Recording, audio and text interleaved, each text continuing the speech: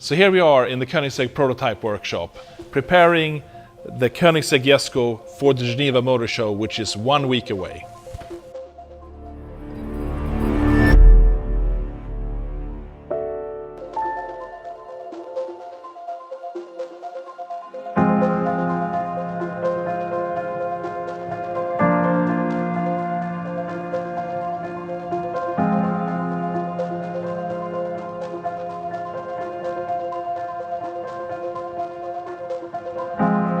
If we start looking at the side here, it's not evident unless you measure, I guess, but this is the replacement of the Agera RS model, a very popular, groundbreaking car for Koenigsegg that beat the world top speed record about 1.5 years ago in the Nevadan desert. And we really tried to capture the essence of that car model and bring it to the next level with the Jesko. So the car is a little bit bigger, but we've done everything we can to keep it as lightweight as the Agera RS. Our new carbon fiber wheels, even though they are bigger in size than any wheel before them, 20 inch in the front and 21 in the rear, they're still the lightest by far we've ever made. And the engine is very much recognizable as a Koenigsegg engine. It's a 5-liter engine, but with a lot of new technology. It has a 180-degree crankshaft, which is 4 kilos lighter than the 90-degree crankshaft we've used up until now, which is already very light. So there's a weight saving there. The 180-degree crankshaft also allows for even better pulsations to the turbos. So we get around 40 horsepower of free energy that, we kind of use the energy inside the engine even better. We have done a lot to comply with the latest emission regulations. This car has to basically survive until 2026 emission regulations in California and other places. So we have a secondary air system to heat up the catalytic converters, and we have a turbulence creating system for the intake of the engine to make sure we can combust even cleaner on cold start. And we also have electrically heated cats, so we can get them up and running really quickly. We have, for the first time in the world in any production engine, we have in-cylinder pressure sensors for each cylinder.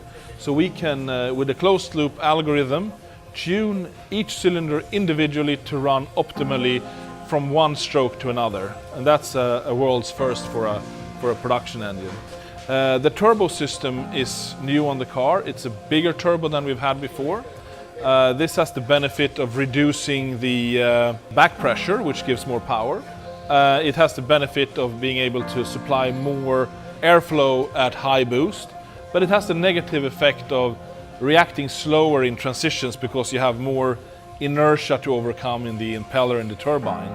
So we came up with a system where we have a 20-liter carbon fiber tank on board, which is pressurized by a small electrical compressor. And then we strategically inject air in the turbo system to help spool up the turbos as quickly as possible.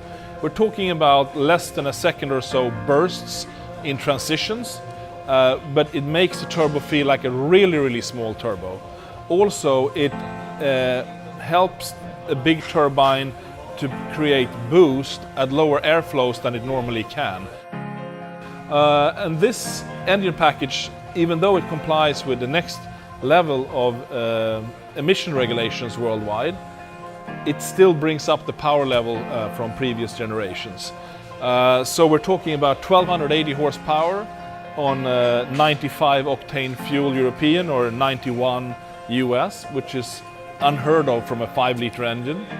And then if you choose the E85 upgrade option, which will be available for some markets, then you're talking 1600 horsepower.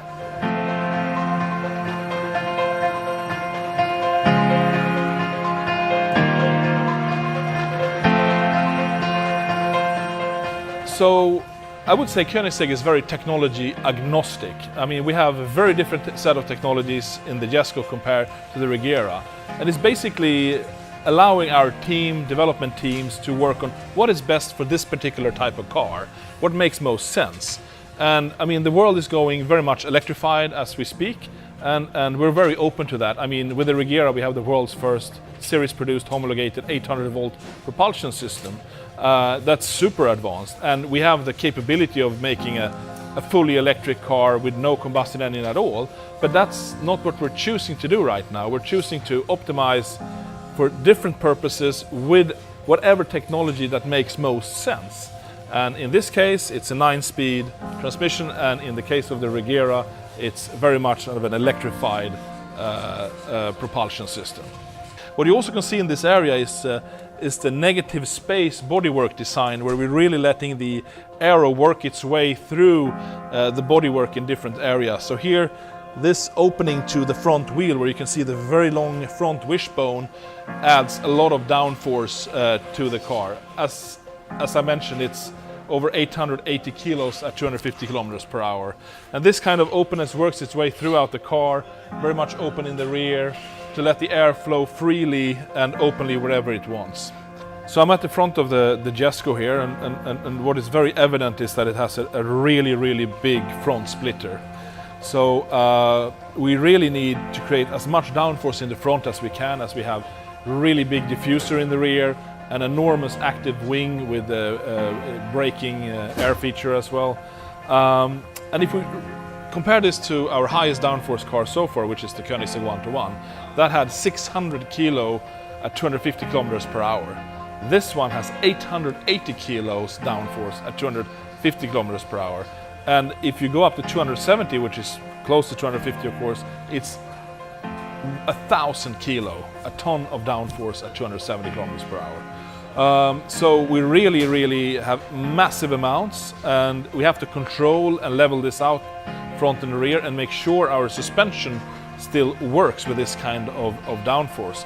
So we have our active underflaps left and right under the front splitter. We have active ride height control, and we have an active rear wing. But if you come around here and look at the front, we have a new damper element here that we haven't seen in any other Koenigsegg. It's the front triplex. We've had rear triplex since the beginning of the Agera R program, and that really took the handling to a new level. But we've taken that again to the next level with this car by also implementing it in the front and the rear, and we're also having these progressive springs, which means that when we go down to track mode, we increase the spring stiffness with over 200% to make sure we can hold the downforce and make sure the car doesn't just go down and hit the ground. And on top of that, we have a hydraulic active element to adjust that spring ratio on the third damper, and active bump and rebound. And that is both for the front and the rear triplex. So we have a huge amount of control over dampening for different ride heights and different speeds and different amounts of downforce. I'm very excited by this car. I mean, first of all, we named it after my father, which makes me extremely proud over the car and over him and everything he did to help us. Secondly, I mean, this is a car homologated for the world market. We're talking US homologation with smart airbags and with carb emission control for Europe, for Asia, for the Middle East. It's a global car made by a very small car company, and that in itself is a huge achievement and really makes it stand out in today's extreme hypercar segment. I mean, it's really a new platform for Koenigsegg. It's a new, completely new chassis, tub monocoque. It's a bigger interior space. It's a longer wheelbase. It's got the Regera's electronic system revamped for this purpose. So and the engine and the transmission is, of course, again, very different. It's very much a new chapter for Koenigsegg in the extreme performance sector of our business, and I'm very much looking forward to see what this car can do on the racetracks around the world. I mean, we believe for a fully homologated car for the worldwide market, this will be the fastest thing you can put on a track.